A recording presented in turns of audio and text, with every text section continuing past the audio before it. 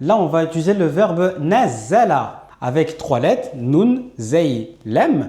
Et au milieu, on va mettre une shadda. Nazzala avec la shadda, ça veut dire que l'action a été réalisée plusieurs fois. Et là, on parle d'une descente pendant toute la prophétie du prophète Mohammed alayhi salatu wassalam. C'est quelque chose qui revient souvent, que ce soit dans la langue arabe et qui revient aussi d'ailleurs dans le Coran.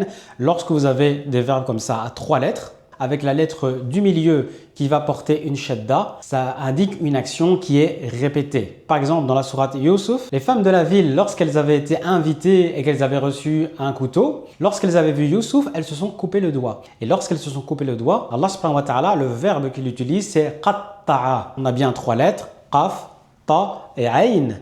Et le ta a bien une shadda. Donc, on a bien une action qui est répétée. Ça veut dire que lorsqu'elles se sont coupées, elles ne se sont pas coupées une seule fois, mais plusieurs fois. On a bien cette idée de j'ai trois lettres, une lettre mushaddada, ça veut dire que l'action est répétée plusieurs fois.